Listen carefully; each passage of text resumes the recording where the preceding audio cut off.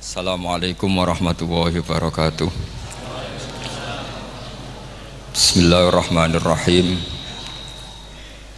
Tabarakalladzi nazzala al-furqana ala 'abdihi liyakuna lil 'alamin nadhira.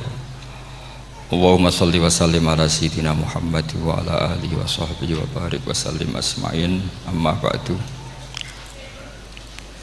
Ingkang kula hormati Kiai Haji Abdul Hanan wa ahli baiti, sedanten kanca-kanca santri peminat ilmu tafsir dan ilmu hadis ingkang kula hormati. Berbicara tentang ilmu tafsir, ada beberapa ulama yang menghindari kata tafsir karena makna tafsir itu memaknai atau menduga apa yang dikehendaki Allah. Tentu itu sulit. Satu, bahwa faktanya kita sudah tidak bisa komunikasi dengan Allah karena tidak ada wahyu lagi. Sehingga dari kehati-hatian ini pernah suatu saat Abu Bakar ditanya, ma makna abban fi qaulihi ta'ala wa faqihatan wa abba. Beliau menjawab, saya tidak lagi pantas hidup di atas bumi, di bawah naungan langit, jika saya mengatakan naqulu fil Quran, jika saya harus berpendapat tentang Quran apa yang tidak saya ketahui. Itu kehati-hatian yang dilakukan Sayyidina Abi Bakrin As-Siddiq. Tapi teori ini berbanding paradok, berbanding ekstrim, ketika bahwa Quran itu diturunkan itu sebagai hudan, sebagai petunjuk, kedua sebagai bayanan, sebagai penjelas. Dan ini yang saya yakini, kalau sebagai penjelas, Quran itu harus jelas sekali dan bisa menjelaskan. Dan Quran mensifati dirinya wal kitabil mubin, demi kitab yang memberi penjelasan. Sehingga dari sudut ini orang kafir pun mungkin memahami Quran. Dan menurut saya orang kafir pun bisa paham Quran. Kalau Ahok itu melintir Quran, tidak memahami Quran, paham? Senok harganya itu melintir Quran tapi tidak memahami Quran. Tapi bahwa Quran itu bisa difahami orang kafir itu ya. Logikanya gampang begini, kata Imam Syafi'i dalam kitab Ar-Risalah. Ketika Quran turun, itu pendengarnya itu tidak ada yang muslim, belum ada santri Kewagian, nggak ada santri Lirboyo, nggak ada santri Sarang. Pendengarnya itu non muslim. Nah ini sampai nangen-nangen, ketika Quran turun itu pendengarnya muslim atau non muslim? Non muslim. Andai kan Quran itu turun tidak difahami orang kafir, maka lalu objeknya siapa, sasarannya siapa? Nah sebab itu akan aneh kalau kita yang mondok, misalnya ngaji Idqon, ngaji Alfiyah, ngaji Ulumul Quran, apa saja, kemudian Anda tidak paham Quran, padahal orang kafir saja bisa paham. Nah ini tantangan bagi kita. Sing kafir wis iso paham Quran, masa kita santri tidak paham Quran. Makanya begini, di antara awal-awal periode Makkiyah ada surat disebut Qul ya ayyuhal kafirun. Katakan Muhammad ya ayyuhal kafirun. Karena mukhotabnya atau lawan dialeknya Nabi adalah orang-orang apa? Kafir. Mereka paham ketika dijelaskan Quran, paham. Dan sebagian mereka menjadi mukmin karena paham. Itu termasuk isi makalah yang saya utarakan di sini. Mereka tanya, ya Muhammad, siflana rabbak amin dahabin amin nuhasin amin hajarin. Karena orang kafir jahiliyah itu punya tren yang namanya Tuhan itu fisik. Mereka punya Lata, punya Uzza, punya Hubal.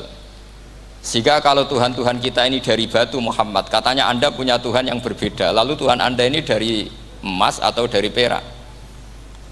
Turunlah ayat Qul huwallahu ahad Allahus samad. Lagi-lagi mukhatabnya adalah orang kafir. Makanya ini juga akhirnya jadi ilmu madhab, ilmu tentang firqah-firqah dalam Islam,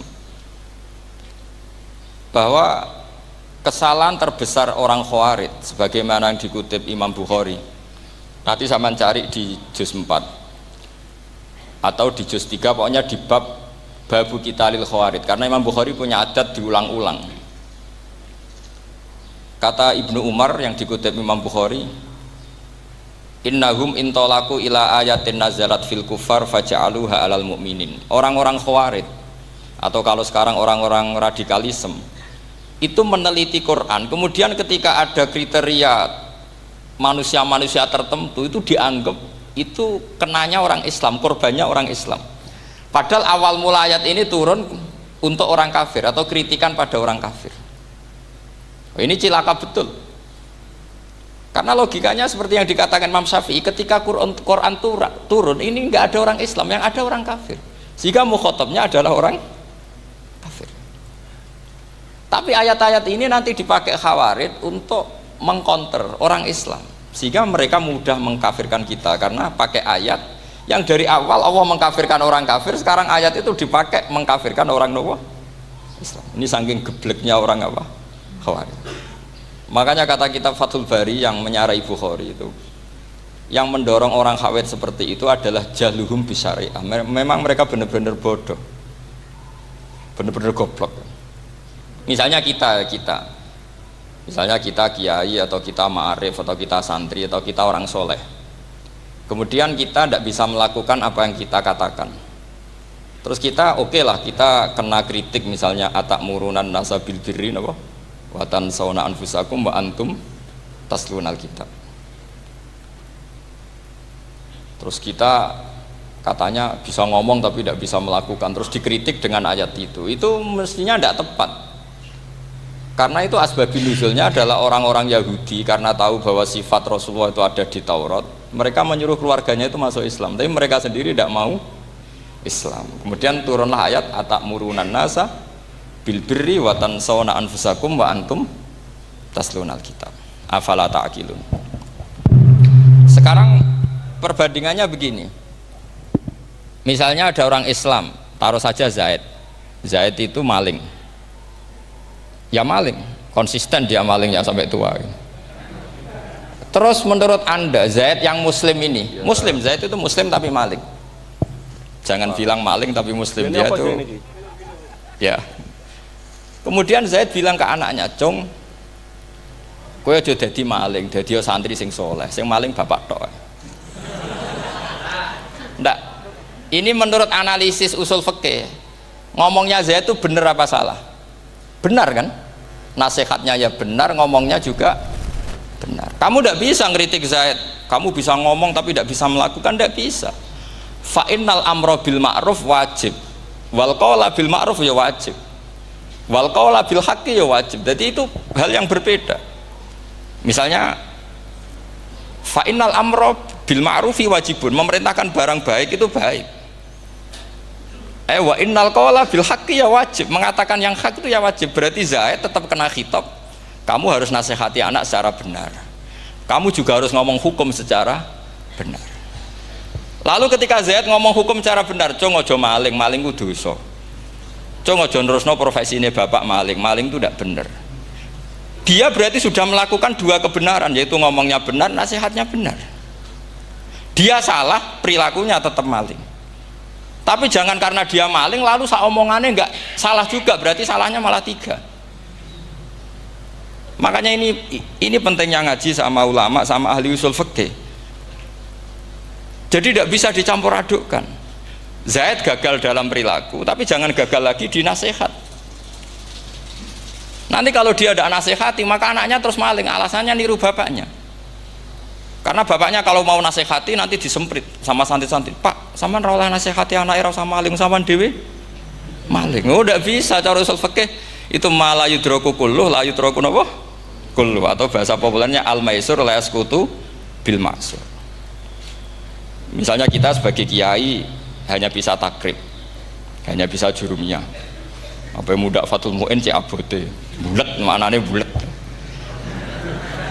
Kamu tidak boleh ngomong gini, "Cung, kowe sebagai muridku kudu nurut aku, nak gurumu goblok tok takrib, kowe tok takrib wae." Gak oleh ngelangkai guru, gak sopan gitu misalnya. Nggak boleh gitu. Tetap kita ngomong, "Cung, kowe aja koyo aku. Kowe kudu alim Fathul Mu'in, alim Fathul Wahhab." Sama ndak bisa protes. Pak guru sendiri ndak bisa. Kebenaran tetap sebagai kebenaran meskipun kita ndak kuat melakukan atau ndak bisa melakukan. Lagi-lagi ayat itu sebenarnya ada untuk kita, untuk orang Yahudi, atakmurunan nasa bil birri wa tansawna anfusakum wa antum taslunal kitab. Sebab itu istidlal dengan Quran itu memang resikonya tinggi kalau tidak bagi mutabakhir, karena ya itu tadi, ini harus ada pengetahuan yang luas tentang asbabun nuzul, tentang kriteria. Nah kalau terpaksa, saya katakan terpaksa, kalau terpaksa kita iktibar itu boleh, tapi itu terpaksa, bahwa Allah mengkritik orang yang bisa ngomong tapi tidak bisa melakukan. Tapi itu secara usul fikih itu runyam, teori ini runyam sekali, fatal. Sama lihat tuh di kitab Bajuri atau di kitab-kitab fikih yang lain, ketika Shahibil Burdah atau Shahibil Bur'ah itu yang Imam Busiri itu, Muhammad bin Busiri itu, ini ku salah nama tapi kadung populer. Jadi sebetulnya Imam Busiri itu Shahibil Bur'ah bukan Shahibil Burdah, tapi kadung terkenal Burdah, kita ikut-ikutan apa? Burdah. Imam Busiri itu ngeluh, saya ini orang yang banyak kesalahan. Di antara salah saya adalah saya bisa ngomong tapi tidak bisa melakukan. Yaitu saya ngomong misalnya orang supaya tahajud, saya tidak tahajud. Saya ngomong orang supaya sholat sunat, saya tidak pernah sholat sunat. Itu sarahnya itu yang menyarai itu kan Imam Bajuri itu, yang sarah Burdah. Itu mengkritik begini. Kalau Anda ngendikan itu fi ma'radi dzammin nafsi, yaitu dalam konteks Anda mengkritik diri sendiri, oke. Tapi omongan Anda salah, karena secara usul fikih fatal. Fatalnya begini. Misalnya saya nggak pernah tahajud, ya mungkin itu nyata. Oke, mungkin itu nyata. Apakah kemudian saya tidak boleh mengatakan at-tahajjudu sunnatun?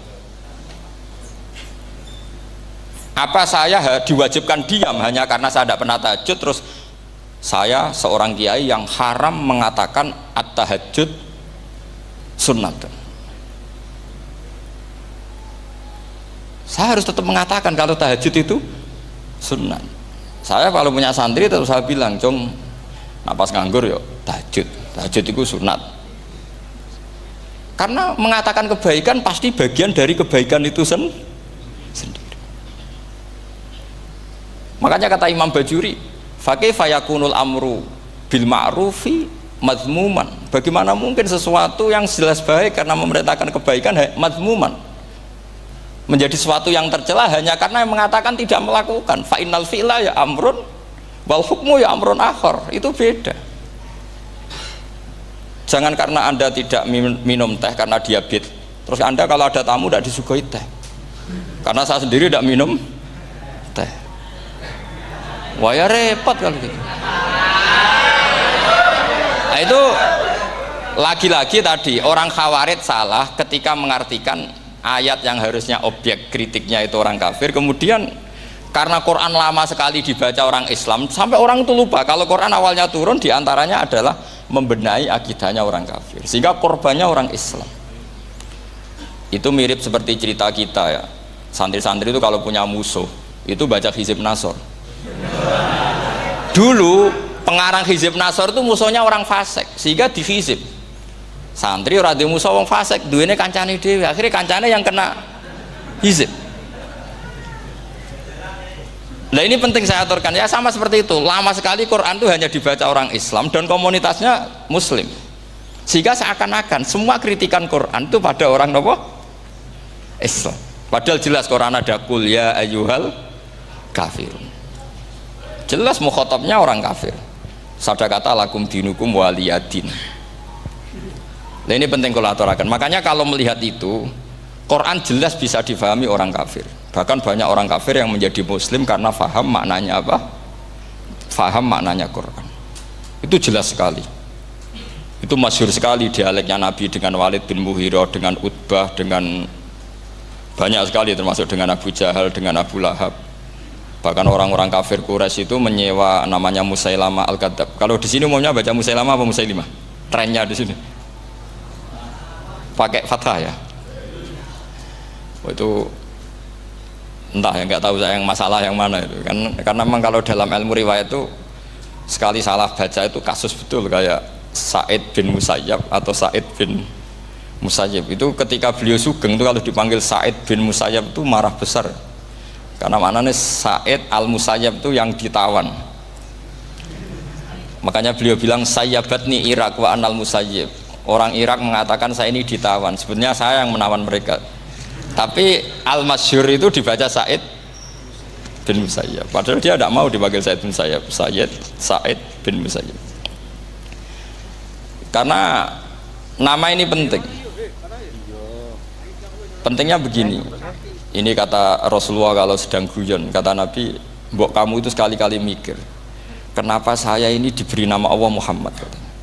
Ini hadis sahih di Bukhari, ada di Kitabul Adab. Banyak lah tag ini. Kenapa ya Rasulullah? Allah itu senang bingung wong kafir, kata Rasulullah. Karena Abu Jahal kalau manggil saya jadi bingung. Itu kalau orang Arab kan pasti tahu maknanya. Muhammad maknanya orang yang terpuji. Sehingga kalau Abu Lahab ngomong itu jadi paradok. Hei orang yang terpuji, kamu bohong. Kan jadi aneh. Ya Muhammad kadzabta. Hei Muhammad kamu bohong. Kalau diterjemahkan hei orang terpuji, kamu bohong. Itu akhirnya sahabat tertawa-tawa, karena cek pinter ya pangeran milih nama kamu ya Rasulullah, karena ini bingungkan musuh gitu. Makanya kalau kamu udah anak kiai itu anak kamu panggil, namakan saja Agus, pasti satu pondok manggil Gus semua. Itu aman itu. Oh itu mbok yang nggak seneng tetap panggil Gus. Karena kalau untuk Gus putra kiai kan butuh di bapak kiai, kan bapak kadung ra kiai gitu kan. Itu ada triknya, yaitu anaknya dinamain Agus. Nah, itu Rasulullah itu sudah dipilih sedemikian rupa oleh Allah, perilakunya benar, ahwalnya benar, sak namanya juga benar. Sehingga ketika Abu Jahal, Abu Lahab tahu bahwa nama Muhammad ini problem, karena ini madh itu memuji.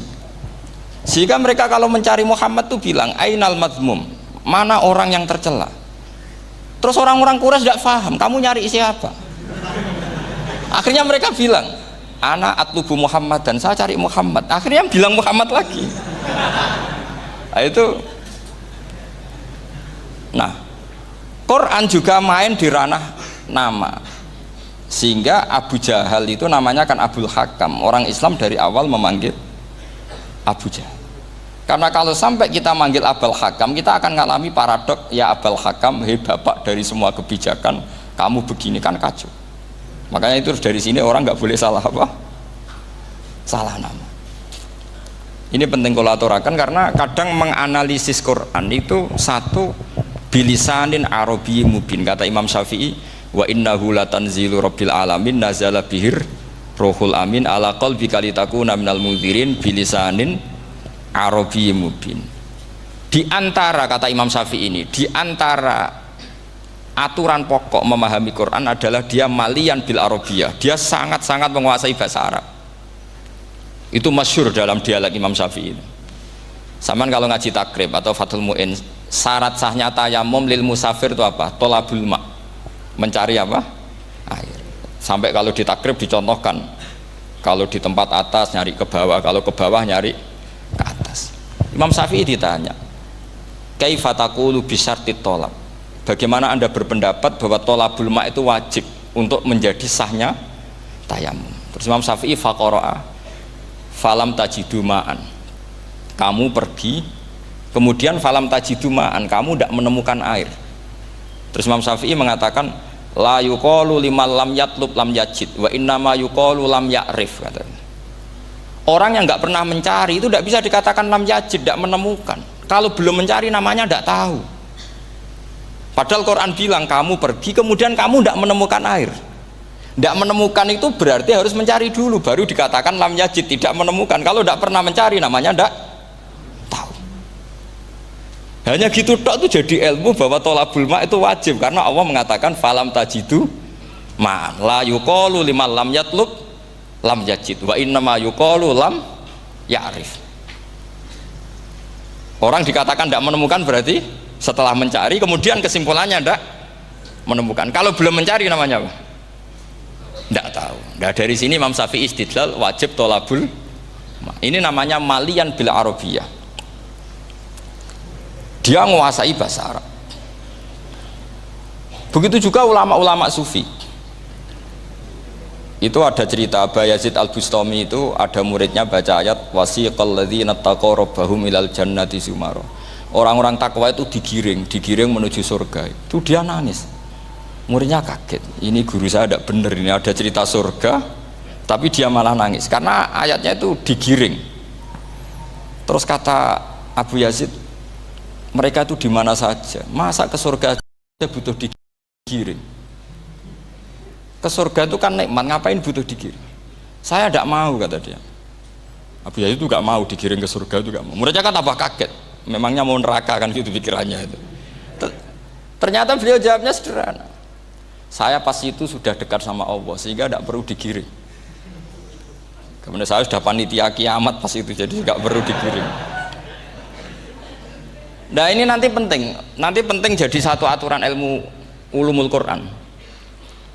Saya di rumah itu istiqomah ngajar Qawaidul Asasiyahnya Said Muhammad yang dulu ditulis abahnya Zubdatul Itqon oleh Said Alawi. Kemudian Zubdatul Itqon itu tentu dari kitab Itqon.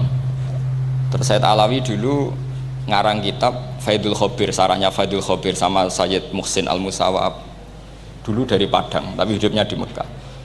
Saya dulu talaki sama Mbah Mun.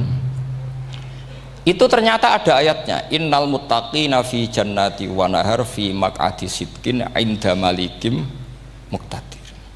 Sekarang sampean saya tanya, menurut Anda semua orang kena hisab enggak? Enggak, sampean jawab saja. Menurut Anda ketika di mahsyar semua orang kena hisab apa enggak? Pasti kita menjawab iya. Tapi kata Said Muhammad, itu keliru. Enggak kebayang orang seperti Nabi kena hisab. Pasti yang kena hisab itu orang-orang yang enggak jelas. Nah, misalnya Nabi jelas baiknya, harusnya ya langsung nggak kena hisab. Karena tidak mungkin seorang saksi kok diaudit, tidak mungkin. Lo saksi itu di pengadilan kan nggak tersangka, nggak terdakwa, dia tidak boleh diintervensi oleh hakim. Nah, Rasulullah ketika kiamat, ketika fil mahsyar, fi faslil qada itu jelas, fa kaifa idza ji'na min kulli ummatin bisyahidi wa ji'na bika ala haula'i syahida. Rasulullah sudah dekat Allah, pas mahsyar itu ada Allah, ada Rasulullah, ada Jibril. Kemudian Nabi itu mengidentifikasi, ditanya sama Allah, bener mat ini umatmu? Ya, niki umatmu ya. Kalau yang enggak jelas ya Nabi lama jawabnya. Makanya kamu jangan jadi orang enggak jelas. Nah, itu kalau sekali enggak jelas itu Nabi lama sekali jawab. Nah, artinya begini, yang kena hisab itu meskipun kata Said Muhammad, meskipun Dhahirul Quran itu menetapkan asbata umumal hisab, tapi zahirnya Quran yang sama juga menafikan hisab. Itu karena nggak mungkin, nggak kebayang kita malaikat berani menghisab afdalul khalqi. Sama bisa bayangkan malaikat mengaudit Rasulullah SAW, ahabbal khalqi ilallah, kepen ciloko mencit ya. Wong jajar Allah kabeh dinten audit sudah indah. Fa kaifa idza ji'na min kulli ummatin bisyahidi wa ji'na bika ala haula'i syahida. Lalu mungkar nakir juga sama. Sampean bisa bayangkan mungkar nakir tanya Nabi Muhammad. Tesnya susah. Karena kalau Rasulullah terus ditanya, "Waman nabiyuka?" Wah, itu kan bisa kiamat itu.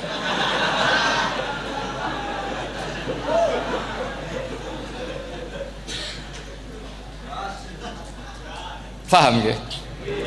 Makanya kata Said Muhammad, ini kan teman-teman tanya, biar caranya alim tafsirnya saja, caranya satu hafal Quran, dua hafal Sahih Muslim, tiga semua orang sudah mati, tinggal kamu yang alim. Nah, itu, oh itu mesti aman itu.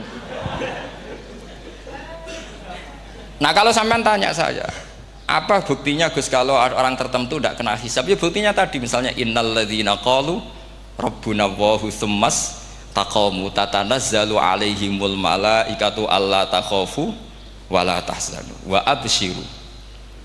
Mungkar nakir adalah malaikat penakut, membawa ketakutan. Sementara para wali ini jelas malaikat kena konstitusi, malaikat harus mengatakan ke para wali Allah takhafu wala tahzanu. Padahal Nabi tentu Sayyidul Auli. Para wali saja malaikat kena aturan, kamu harus bilang Allah takhafu wala tahzanu wa abshiru. Hei para wali, kamu jangan susah, jangan gentar, kamu harus gembira. Kamu bisa bayangkan misalnya mungkar nakir bawa godok, kata orang kalau dipukul jul sak walang-walang. Kemudian kamu bayangkan si Abdul Qadir ngalami itu, Abdul Hasan Asadali ngalami itu, Abu Yazid Al Bustami. Kalau itu ngalami gitu semua, ngapain kita jadikan mursyid? Kan sama nasibnya dengan kita. Nah, Zahirul Quran mengatakan asbatal hisabah, tapi Zahirul Quran di ayat yang lain lam yusbit al hisabah. Makanya tadi umumul Quran juga ditaksis dengan muqayyid, yang mutlak ditaksis dengan yang muqayyad, yang mujmal ya sama seperti itu, aturannya seperti itu, ditafsil sama yang mufassal. Sama orang kafir yang jelas, sampean bisa bayangkan malaikat ngaudit Fir'aun, cek kurang penggawean nih, jelas eleke kok di audit. Misalnya Abu Lahab di audit, oh malaikatnya celaka mencet, berarti dia gak percaya sama pernyataan Tuhan tabat yada abi lahabiu. Malaikat kok ngaudit Abu Lahab, mungkin Gusti kula ceke nak menawi wonten api lho ki ora tau ngaji Quran tapi wong ayate tabat yada kok cek di cek. Nah yang seperti ini masuknya kategori ulaikal ladzina, saat terusé mereka yang kafir bi ayati rabbihim wa liqaihi fahabitos a'maluhum fala nuqimu lahum yaumal qiyamati wasna. Jadi ada orang-orang kafir yang jelas kena aturan fala nuqimu lahum yaumal qiyamati wasna. Jelas kafirnya ya gak kena hisab, yang jelas nabinya, jelas wasinya juga gak kena hisab. Yang kena kita di tengah-tengah. Tapi ilmu itu ikut mainstream karena semua orang bilang ada hisab, ya kita ikut-ikutan bilang, ya sudah gitu saja. Tapi kalau aslinya ya rapati percaya. Umumnya uang gerono mati ditalkin ya kita melok-melokan nalkin. Tapi kalau kadang ya gak kebayang. Piye nak wali-wali ditalkin. Makanya ada di dunia wali itu ada cerita Rabi'ah Adawiyah, itu termasuk keramat beliau itu. Kali Imam Sibawi kan dalam cerita wali kan ditanya marabbuka, ngapunten niku man mausul nopo istifham. Wah itu malaikatnya ndak pernah khataman alfiyah kan, repot. Kalau Rabi'ah Adawiyah lebih parah lagi, itu beliau tuh nangis sekeras-kerasnya, nangis terisak-isak, dia tersiksa. Ya Allah, engkau itu zat yang paling saya kenali dan harusnya semua makhluk itu kenal engkau, tapi ini hamba engkau tanya engkau itu siapa ya? Itu kan ini orang aneh kata gitu. Karena Allah itu adharud dzahir, kata sampai Imam Sibawi silakan a'raful ma'arif. Jadi wong ora ora wis geblek tenan dari Imam Sibawi. Imam Sibawi kan atas nama dia pakar nahwu pertama mengatakan domir paling makrifat di antara 6 isim makrifat, paling makrifat itu domir. Tapi meskipun gitu a'raful ma'arif Allah, yang paling makrifat dari sekian isim makrifat itu Allah. Artinya satu nama yang orang harus kenal semua. Makanya di antara keramat beliau ketika ditanya wong kok ora tau ngaji fikih men ngaji nahwu wae, gak tahu dia ngaji carane sesuci, carane iddah tuh gak tahu ngaji nahwu.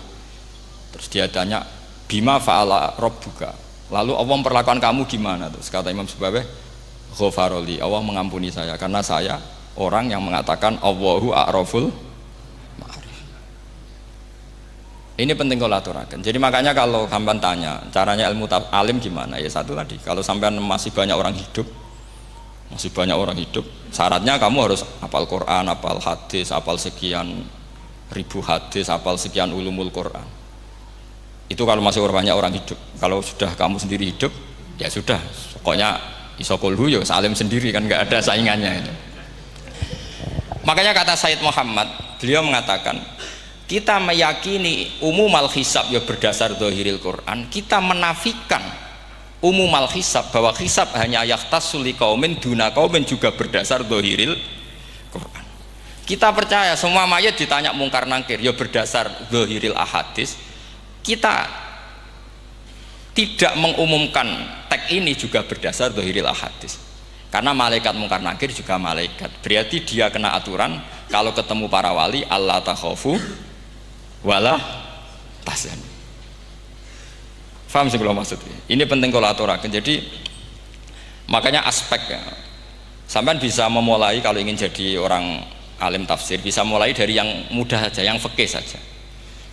Makanya kata Imam Ghazali, kenapa Mu'tazilah jadi segoblok itu? Karena dia tertipu oleh umumatul Quran, oleh tek-tek umum. Dia tidak tahu mukhassisnya. Padahal setiap ayat umum itu pasti ada mukhassis. Misalnya begini ya, kalau kamu maknanya fikih saja, contoh yang paling mudah familiar itu fikih ya. Misalnya kita ngaji Quran, wal mutallaqatu yatarabbasna bi anfusihinna salasata quru. Kalau orang dicerai, itu iddahnya itu 3 kali masa nopo suci. Apakah aturan iddah seperti ini hal hadhil iddah amatun likulli mutallaqatin am li mutallaqatin makhsusah? Apa ini semua mutallaqah iddahnya pasti salasata quru apa orang tertentu? Ya enggak, asal dia mutallaqah pasti iddahnya salasata quru. Anda goblok, Anda salah besar. Kalau misalnya yang dicerai adalah orang hamil, iddahnya apa? Salasata quru apa watil hamli? Watil hamli. Kita butuh ayat lain, wa ulatul ahmali ajaluhunna ayyadna hamlahu. Sama seperti kita ngaji walladzina tawaffawna minkum wa yadharuna azwajan yatarabbasna bi anfusina arba'ata asyhurin wa asyra. Asal wanita ditinggal mati suaminya, maka iddahnya 4 bulan 10. Apa semuanya demikian? Enggak. Misalnya orang hamil iddahnya biwatil hamil. Artinya kalau Anda tertipu umumatil Quran berarti Anda sama dengan menghukumi orang ditolak semua iddahnya salah satu guru. Sama misalnya orang sekarang dalil-dalil wa may yatawallahum minkum fa innahu minhum. Kalau berkawan orang kafir maka dia menjadi kafir. Itu kan fatal. Semua nabi ya berkawan orang kafir. Karena dakwahnya memang sama orang kafir. Lo coba, andai kan sampean hafal Quran, itu sama teori itu tuh mungkin menyedihkan. Coba istilahnya Quran, wadhkur akho'at wa ila adin akhawum huda wa ila samuda akhawum. Terus semua umatnya yang kafir disebut akhawum. Akhaw itu artinya apa? Saudara. Mereka ya berkawan sama orang kafir. Makanya butuh analisis fikih untuk maknani wa may yatawallahu minkum fa innahu. Setelah dianalisis fikih, ternyata semua nabi diistilahkan wa ila madyan akhahum syuaiba wa ila adin akhahum huda. Akhaw itu artinya apa? Saudara. Kalau sampean tanya, lalu logikanya gimana? Kata kitab-kitab kan wa in kana dasarin fajanibhu suratan. Kalau ada teman buruk jauhi, kalau teman baik temani. Kalau cara usul fikih gampang. Kancanan maling dosa, wong kok kancane maling. Tapi nak dakwai maling apik kan? Aku ora ngancani kok dakwai dandani, selesai kan? Ngancani maling elek, nak dakwai maling apik. Demenan rondo elek, nak didik apik kan, itu seperti itu. Nah, ini penting kalau aturaken. Nah di sini ini makanya NU itu punya sejarah panjang, banyak wali-wali yang jadab, yang coro zahir itu kancanan wong fasik-fasik. Orang syariat bingung, ini wali kok berteman orang fasik. Ya kalau kamu bahasakan teman ya masalah, kalau kamu bahasakan ini binaan. Enggak, sama jawab saja, kalau dibahasakan teman masalah enggak? Masalah kan, tapi kalau dibahasakan itu binaan selesai kan? Sama, Nabi berkawan orang kafir itu enggak karena berkawan, itu binaan Nabi. Memang Nabi itu jadi Nabi, objeknya adalah mengislamkan orang kafir. Ya berlama-lama Nabi dialek dengan mereka, muasarah sama mereka. Bahkan Nabi diharuskan bersikap baik sama mereka. Itu yang disebut fabima rahmatim minallahi lintalahum walau kunta fadhdhan ghalidhal qalbi lan faddu min haul. Tapi sekarang itu orang sudah tidak pakai ilmu. Orang-orang radikalisme itu nggak pakai usul fikih. Pokoknya kalau ada ayat terjemahnya gini ya sudah itu jadi madhab. Akhirnya kecelakaan seperti ini.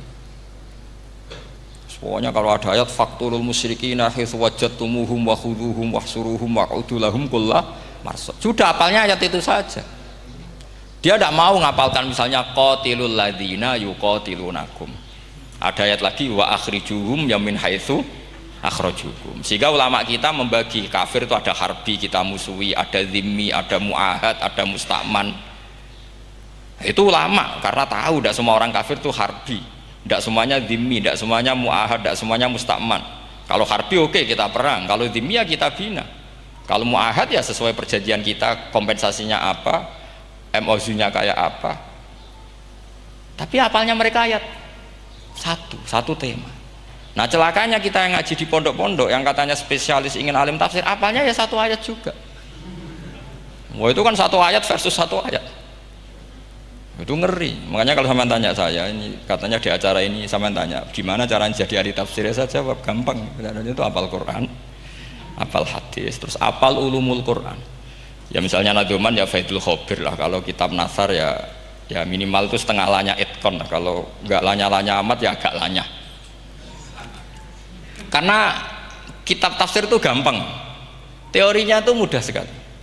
Misalnya al-ibratu bi umumil lafzi la bi khususis sabab, itu sama dengan kayak kaidah fikih. Karena kalau kaidah fikih itu saya itu pernah dibisui kiai itu, ini kisah nyata itu, dibisui kiai itu pas basul masail. Dulu saya itu masih sering mau basul masail, tadi mun pensiun mun boten niku. Dulu saya dengan Gus Zofur putrane Mbah Mun itu sering makili Pondok Anwar basul masail fikih. Tapi tidak tahu ceritanya Gus Zofur jadi dokter tafsir, saya juga kok ya tahu-tahu menekuni tafsir. Lama-lama orang itu lupa status saya yang fakih ya. Makanya saya itu ya kadang eman gitu, karena ini status penting juga. Tapi status fikih itu kadang memang menyesatkan. Karena begini, itu dulu pernah ada basul masail itu begini. Ini kisah nyata ini. Ada desainer baju putri untuk putri, anak putri. Kemudian desainer itu menciptakan satu celana pendek misalnya, atau celana seperempat. Dengan desain ini pasti kalau dipakai itu auratnya itu kelihatan. Bagaimana hukumnya desainer ini? Apa termasuk mimman sarro'a as-sayyi'ata? Karena terjadi kasfil aurat. Apa enggak? Rata-rata kalau kiai yang khusuk-khusuk, yang sepuh-sepuh, desainer itu dosa. Gara-gara tren pakaian ini wong wedok buka aurat. Tapi saat kiai-kiai alim yang muda-muda, entah saking belingnya, entah saking pinternya, tidak tahu. Bilang begini, Pak Yai, yang didesain apa? Ya celana itu. Lalu celana itu fungsinya nutupi apa buka aurat? Ya nutupi. Lu kan lumayan urun nutupi. Kalau haram ya dicopot, lu kan malah parah itu. Bingung kayaknya. Sampai bilang gini kan, wah semanis. Itu kan makanya ini guyon ilmiah. Repotnya ngadepi orang alim muda itu kan mbok gedhingi ku ilmiah, mbok senengi fasik.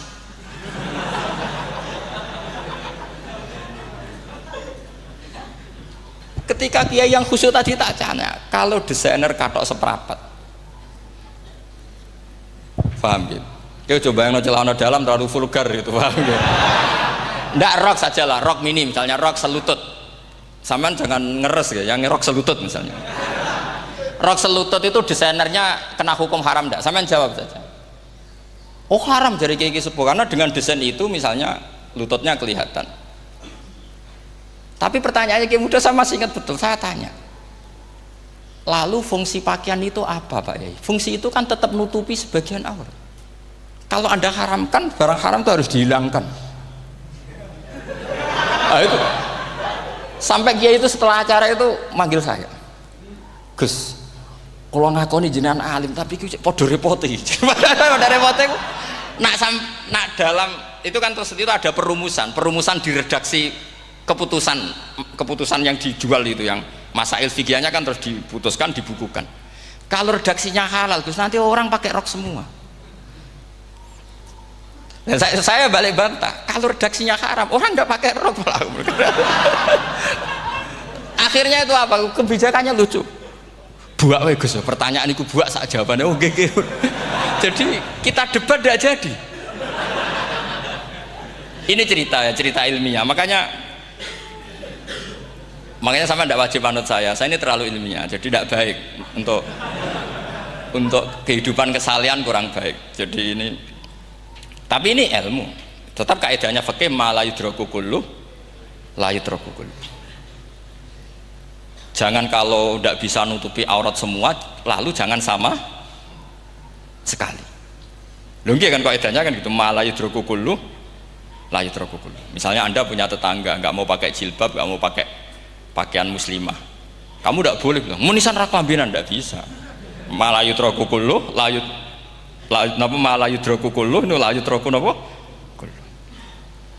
Makanya ini kita harus hati-hati. Nah bayangkan sekarang orang meneliti Quran itu yutraku kullu.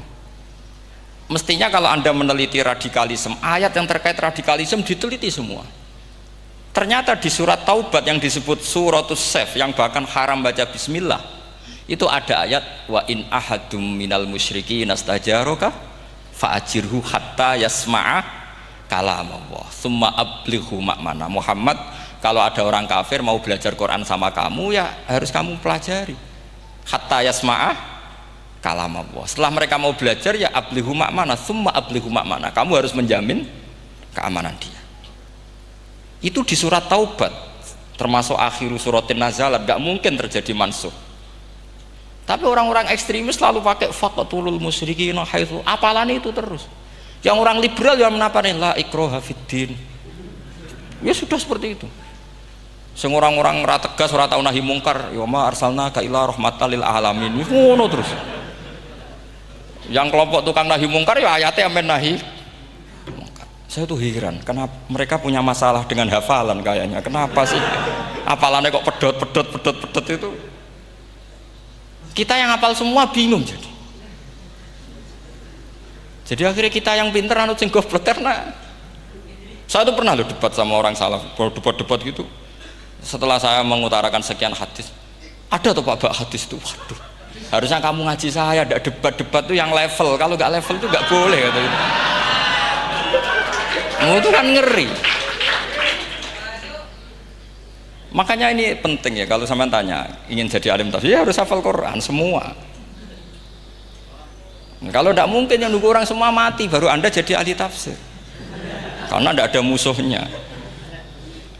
Tapi saya pastikan orang kafir pun bisa memahami Quran, yaitu tadi hatta yasma'a kalam Allah. Sayyidina Umar tuh masuk Islam tuh gara-gara dengar adiknya baca Toha, ma anzalna alikal qur'ana litashqa illa tadhkiratal liman yakhsha tanzilam mimman khalaqal arda was samawati ula ar-rahmanu alal arsis tawa. Itu dia ma huwa bikalamil basar, tidak mungkin seperti ini karangan manusia, itu tidak mungkin.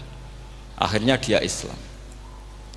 Banyak orang Islam karena diperdengarkan Quran, karena memang notnya sudah unik, makna kualitasnya juga sudah unik, semuanya itu unik, indah. Sampai sekarang pun orang kafir itu orang paling tahu Quran. Makanya Allah mensifati orang kafir itu hasadam min indi anfusihim mim ba'di ma tabayyana lahumul haq. Sekarang sama saya tanya, orang sing tabayyana lahumul haq itu orang paham apa orang tidak paham? Mereka orang kafir itu mengingkari Quran, padahal mim ba'di ma tabayyana lahumul haq, setelah kebenaran nyata bagi mereka. Nyata bagi mereka artinya orang kafir paham atau tidak paham? Paham. Cuma mereka punya penyakit hasadam min intian. Mereka juga kalau ada ayat tentang ahkam yang memberatkan, mereka bilang i'ti bi Qur'anin ghairi hada au baddilah. Muhammad harusnya jangan tema itu yang diangkat, bu, cari Quran yang lain yang enggak tema itu. Mereka sampai memilih tema itu karena paham apa karena tidak paham? Karena paham. Makanya di makalah saya pastikan ngaji tafsir itu gampang, karena orang kafir pun bisa. Kalau kasus Ahok itu bukan paham itu melintir, beda. Paham sama melintir itu beda. Itu diterjemah kemenang tuh jangan mengangkat kawan orang Islam, bukan mengangkat pemimpin. Ya likinya kalau ngangkat teman saja tidak boleh, apalagi ngangkat pemimpin. Fatal mana berteman sama orang salah sama ngangkat. Saman kancanan maling ini apik nak menawa nang andani terus ngangkat, maling ke pimpinanku, parah mana? Parah mana?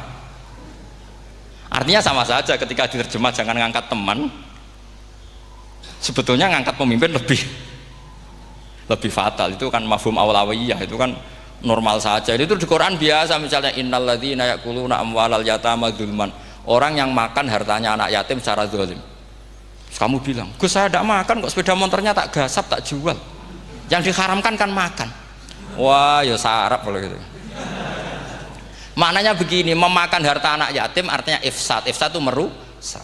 Nak ngono ikhraq, membakar atau mencuri sama dengan makan, bal asad. Malah kan lebih apa? Lebih apa? Dasar. Jadi yakuluna di situ tuh ba'dul amsilah, sebagian contoh min wujuhil ifsad atau min wujuhil ihlak. Jangan kok karena ayatnya makan, oh yang haram tuh makan, kalau nyuri gak apa-apa. Waya fata. Itu kan sama dengan santri geblek ketika ada kiai ini, cong kowe mbek bojomu jogeman naboi. Suatu saat istrinya lapor lagi, Pak Yai sekarang ndak naboi tapi nyadui. Karena naboi itu pakai tangan. Mereka pertama dilaporkan kiainya, Pak Yai suami saya itu sering memukulin saya pakai tangan gini. Cong jogeman naboi bojomu. Nggih Pak Yai siap. Suatu saat istrinya lapor, Pak. Tetap benjut, kenapa? Kalau nak ini disadui. Mereka pikirannya, sing haram nabok, nak nyaduk halal. Wah itu kan ngajak goblok bareng. Nah masalahnya di usul fikih kasusnya seperti itu. Makanya saya ini kadang ya maliki sekali. Kadang saya itu maliki sekali. Kadang ya. Misalnya begini, saya beri contoh. Ini yang kisah nyata ya. Ada seorang Arabi datang ke Rasulullah. Ya, tadi kan teman-teman minta juga ilmu hadis ya. Ini satu paket saja. Itu tadi nanti kalau sampean kasih lalim ndak itu sudah ada urusan saya tadi, nunggu orang mati banyak tadi. Kalau nggak usah nunggu orang mati, sarannya tadi apal tadi. Ya Rasulullah ahlak tuh, saya ini orang yang rusak. Wama ahlakaka, lalu yang bikin rusak kamu apa? Qol waqatu imroati fina hari Ramadan, saya menjima istri saya ketika masih siang fina hari Ramadan, siang Ramadan. Walhasil Nabi tidak menyuruh hanya kodok, tapi menyuruh kafaroh. Kafarohnya itu merdekakan budak atau memberi makan 60 orang miskin atau puasa berapa? Puasa 60 hari. Atau urut merdekakan budak atau puasa 60 hari atau memberi makan sitina miskin. Oke, kita sepakat. Sepakat ya, hadis itu sahih dan diulang-ulang oleh ashabus sunan. Oke, riwayatnya agak masalah. Sekarang kita analisis maknanya. Sekarang sampean saya tanya. Kalau Anda misalnya sekarang jam berapa ini? Misalnya sekarang jam 9 kurang seperempat Ramadan, terus Anda rokok atau Anda ngopi, kepengen ngopi terus ngopi tanpa udhurun syar'iyin, Anda hanya wajib qadha apa bayar kafarah? Ndak sampean jawab. Rata-rata kiai kita, oh mau wajib qadha Gus karena gak jima. Sing seru kafarah itu nak jima. Kan ngombe kopi be jima beda. Pertanyaannya tuh lucu, ini naif secara fikih masalah. Masalahnya begini. Jima bojo itu tidak zina. Jima bojo itu zina apa enggak? Enggak. Berarti dengan makan bedanya apa? Sama kan? Sama-sama amrun mubah. Sesuatu yang boleh. Kenapa hukumannya berat? Makanya kata Imam Malik, enggak itu nilainya. Nilainya adalah hadku hurmati Ramadan bi ghairi udhrin syar'iyyin. Makanya kata Imam Malik, siapapun yang makan fina hari Ramadan, iftar apapun fina hari Ramadan bi ghairi udhrin syar'iyyin, maka hukumnya sama dengan jima fina hari Ramadan. Karena sama-sama ihlak ifsad hurmata Ramadan bi ghairi udhrin syar'iyyin. Lenda ini ilmiah. Kamu udah harus cocok, tapi otak kamu harus percaya. Loh iya kan beda kan? Saya secara nafsu tidak cocok, cek berarti. Tapi ilmiah saya setuju. Kalau kiai kandani itu kan pasti pakai badul amsilah, kan nggak mungkin semua contoh disebut. Cong penak melaku jogeman delok wedok iku mari setan. Mboten delok Mbah, nyekel lho malah parah to. Ndak bisa. Makanya ini masalahnya lafat. Ini kembali ke Imam Syafi'i bilisanin Arabiyyim mubin. Ketika seorang kiai bilang cung jogeman delok cawe itu adalah mengungkapkan al muharramat, bukan mentaksis yang haram itu hanya melihat. Saya ulang lagi ya, ketika seorang kiai bilang cung jogeman delok wedok sing haram, itu semangatnya adalah melawan keharaman, bukan mentaksis yang haram hanya delok. Itu di Quran normal semua, di semua lugat ya biasa. Itu kan sama seperti misalnya seorang mbah ngasih uang cucunya, cung tak kayak duit 100.000, cung gue tuku es, terus kue mendingan Nak ragu tuku es haram iki kan ngongkone tuku es. Lah kepen putumu mati kan nyeben 100.000 gue tuku es. Ya mulai dulu istilahnya nak bange ke ibu tuh jong 100.000 gue tuku es. Cara wong kuno. Maksudnya gue pokoknya umumnya cah cilik senane es cuma nyebut. Ya sudah seperti itu. Sama seperti Quran menghentikan begini. Ini memang salate yang fikih dulu yang pokok-pokok. Di antara yang enggak boleh dikawin adalah wa antasma'u bainal ukhtaini illa ma qad salaf. Kamu enggak boleh menikahi Sri dan Zainab kakak beradik. Sudah sepakat nggih? Fi nikahin wahid enggak boleh al jam'u bainal ukhtain. Jadi mbaknya kamu kawin, adiknya kamu kawin fi nikahin wahid. Tapi nak ngeduni boleh, berarti kan dengan waktu yang berbeda. Quran hanya menyebut itu. Kemudian Rasulullah zaman Sugeng itu hanya nambahi wala binal mar'ati wa ammatiha wala binal mar'ati wa kholatiha, juga agak boleh menikahi ponaan plus buliknya, baik bulik dari bapak yaitu ammah maupun bulik dari ibu disebut apa? Kholah. Kemudian ulama fikih merasa ada yang kurang, ditambahi lagi 2 perempuan yang andekan yang satu itu lelaki kok haram nikah, berarti haram jam'u fi nikahin wahid. Misalnya cucu rabibahnya boleh enggak? Enggak boleh kan? Berarti kalau sampai mengumpulkan cucu dan mbahnya fi nikahin wahid juga enggak boleh. Tapi orang yang waras itu tidak akan nyalahkan Quran ketika tidak lengkap. Wa antasma'u bainal ukhtaini ila ma qad salaf, ini tidak lengkap. Yang haram kan tidak hanya jam'u bainal ukhtain, termasuk mengumpulkan cucu dan mbahnya. Karena Quran nggak mau dengan logika tidak waras itu, tidak mau. Taruh saja orang itu rata-rata mbahnya kan umur 70 tahun, cucunya umur 17 tahun. Kebayang nggak kamu nikahi sehingga adik kan boleh bareng, pasti kamu milih bareng. Makanya Quran hanya bakas wa antasma'u final ukhtain, karena yang mungkin masih menggugah selera itu 2. Tapi kalau cucu sama mbahnya itu, kalau ada yang masih selera kan ya sarap tuh. Tapi fikih sebagai kaidah tetap menerangkan termasuk yang haram jam'u adalah bainal mar'ati wajad datiha. Paham juga maksudnya? Artinya ketika menyebut itu tidak jaminan merangkum semua hukum, tapi ba'dul amsilah.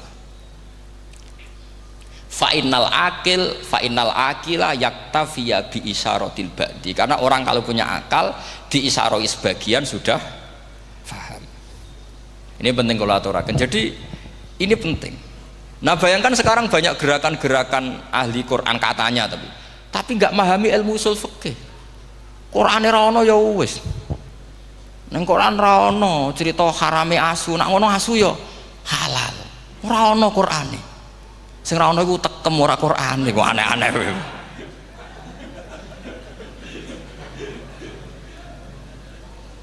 Itu kan sama. Terus sampean misalnya tadi jam 09.00 Ramadan tambah udzurin syariyin terus mangan mie rokokan, itu kan melecehkan Ramadan biguri udzurin syariyin, karena melecehkan hurmata Ramadan kena sanksi separah itu. Jangan kamu terus bilang tapi Nabi hanya bilang masalah jima finari Ramadan. Jima istri itu hukumnya itu tidak zina, hukumnya itu mubah, sama dengan makan. Ini cara madhab Maliki, tapi kita alhamdulillah madhab Syafi'i. Ya itu masalahnya. Berhubung itu menguntungkan sami'na wa ta'na. Nah, itu. Tapi saya sendiri dalam konteks ini, saya itu ya sangat-sangat Syafi'iyah, sangat-sangat Syafi'iyah. Dalam banyak hal sangat-sangat Syafi'iyah. Tapi dalam banyak hal kadang-kadang saya ya Maliki. Nah, itu kan kalau sampean tanya kenapa gitu, ya hikmahnya baca banyak saja. Karena yang Syafi'i itu ya karena bacanya hanya Syafi'i, itu bukan fanatik, itu keterbatasan. Jadi itu beda, itu namanya tidak fanatik, itu keterbatasan. Itu beda sekali. Jadi kita harus ngaji yang banyak. Saya itu termasuk utang ya sama Imam Syafi'i itu baca kitab Ar-Risalah. Itu kitab yang kadang satu ulama baca sampai 500 kali. Yaitu Imam Syafi'i itu dalam kitab Risalah itu begini, ini termasuk ulumul Quran yang paling penting. Muqaddimahnya begini, wan nasu sinfani min awalil amri, wan nasu sinfani. Ketika Rasulullah datang membawa Quran itu manusia hanya ada 2. al kuffar sing dari jenis ahli kitab dan kuffar dari jenis yang tidak ahli kitab. Bahkan tidak ada orang Islam zaman itu. Pertama Nabi jadi Nabi itu adakah pendengar yang Muslim? Kan tidak ada, semuanya ahli kitab. Makanya susah kalau Quran kamu analisis korbannya orang Islam tuh, kata Ibnu Umar tuh lucu. Dulu tuh mukhatabnya tuh orang kafir, jelas kuliah ayuhal kafir. Ya ayuhan nasu ubudu rabbakum alladzi khalaqakum. Jelas orang kafir. Karena orang Islam nggak mungkin dikhatabi ubudu rabbakum. Makanya Imam Suyuti kalau nafsir itu ngeper ubudu rabbakum wahiduhu. Tapi kalau mukhatabnya orang Islam dawimu alal ibadah atau dawimu alat tauhid. Karena dia tahu kalau mukhatabnya orang kafir ubudu ya masih wahidu. Kalau sudah Islam kok dikhitabi ubudu mudawamah alal ibadah. Itu saking alimnya Imam Suyuti. Ini saya teruskan. Kalau mukhatabnya itu orang kafir ahli kitab, itu kemungkinannya ya dua cara mereaksi Quran, yaitu disebut lam yakunil ladzina kafaru min ahlil kitabi wal musyrikina munfakina hatta ta'tiyahumul. Jadi lam yakunil ladzina kafaru, jelas kafaru itu umum. Kemudian ditafsir kafaru itu ada yang min ahlil kitabi, berarti kafaru yang jenis Yahudi Nasrani. Ada kafaru yang min ahlil kitabi wal musyrikin, kafaru yang jenis musyrikin, yaitu kafir Mekah. Karena cara kaidah nahwu al-atfu yaqtadi taghayyur, kalau ada ataf pasti konteksnya beda. Ja'a Zaidun wa Amrun, berarti Zaid ada Amar, Amar ya tidak Bakar, karena Ja'a Zaidun wa Amrun wa Bakrun. Pasti orang ini berbeda. Tidak boleh orang yang sama kamu pakai ataf. Ini sudah clear ya ini ya. Kemudian cara pandang mereka ya beda. Ketika Rasulullah mengajak tauhid, itu ahli kitab tidak masalah. Memang harusnya Tuhan itu satu. Tidak masalah bagi ahli kitab. Problem bagi ahli kitab adalah Muhammad itu nabi. Itu kita nggak suka. Kalau Tuhan satu oke, tapi kalau Muhammad nabi tidak oke. Kita bisa jadi nabi, kata mereka, karena mereka merasa nasabnya sampai Ibrahim. Sementara zaman itu mereka sanksi Muhammad itu nasabnya konti, gak jelas. Ini penting kalau aturakan. Sehingga dalam konteks ini Allah menjawab ahli kitab dulu. Ini itu disebut Muhammad itu nasabnya jelas. Ini itu fihi ayatum bayinatum maqamu Ibrahim. Ini saya dengarin. Ibrahim itu jelas pernah ke Mekah. Bukti Ibrahim pernah ke Mekah adalah jejak kaki Ibrahim di makam apa? Makam mereka, artinya buatan kuburan, buatan jejak kaki Ibrahim ketika bangun Ka'bah. Fihi ayatum bayinatum maqamu Ibrahim. Pun. Kalau Ibrahim pernah di Mekah, artinya beliau pernah nikah di Mekah. Paling tidak punya dzurriyyah di Mekah. Jadi Ismail dibawa ke Mekah. Jelas ayatnya wa id yarfa'u Ibrahimul qawaida minal baiti wa Ismail. Ini dengarin ya. Sebab itu saking alimnya berjanji itu beliau tahu betul masalah utama Rasulullah Muhammad adalah disangsikan nasabnya. Sebab itu kitab berjanji pertama cerita setelah dia alhamdulillah macam-macam awalu ma'anab tadi saat terus dia bilang wa ba'du fa'akul huwa Muhammad bin Abdillah bin Abdil Muttalib.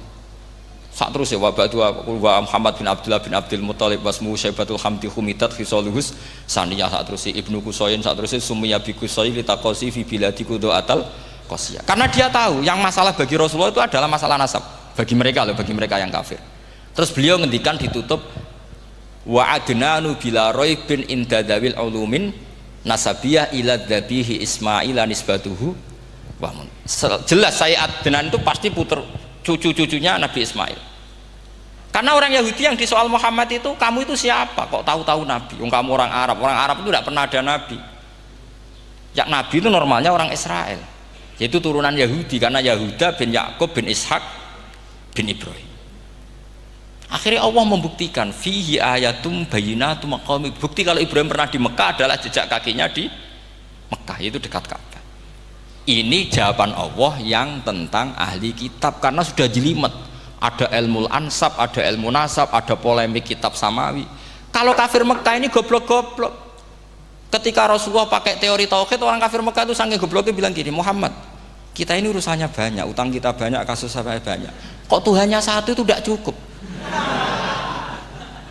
Yaitu mereka mengatakan aja'alal alihata ilahau wahida inna hadza la syai'un ujab. Bagaimana Tuhan hanya satu?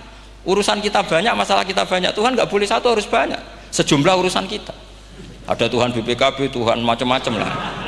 Ada Tuhan kredit, Tuhan kas macam-macam lah kan. sesuai sebanyak urusan kita. Mereka tanya aja alal alihata ilahau wahida, masa Tuhan satu, inna hadza la syai'un ujab, ini aneh. Tapi Rasulullah dengan sabarnya, kalau yang seperti ini Allah menjelaskannya beda dengan yang pertama, karena tadi orang kafir itu bisa min ahlil kitab, bisa wal musyrikin. Lam yakunil ladzina kafaru min ahlil kitab, ada yang wal musyrikin. Semuanya ini tidak pernah munfakina hatta ta'tiyahumul bayyinah. Mereka tidak pernah tercerabut dari pikiran mereka, dari mainstream mereka, sampai ada bayyinah. Bayyinah itu kejelasan kebenaran atau benar yang begitu jelas. Itu siapa? Rasulun minallah yatslu suhufam mutahhar. Akhirnya Nabi sabar. Saking sabarnya Nabi itu ngomong gini, ya di khalayak umum, mukhatamnya ya kafir semua.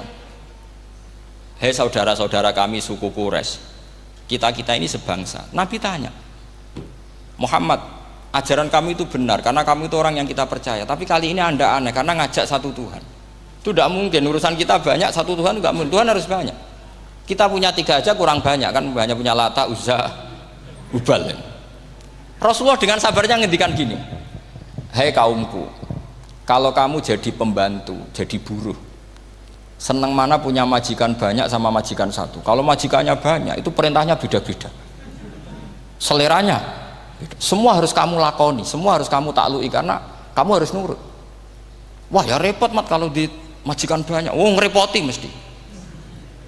Rasulullah tinggal nimpali, Tuhan kamu itu majikan kamu, kalau Tuhannya banyak, perintahnya ya banyak, seleranya beda-beda.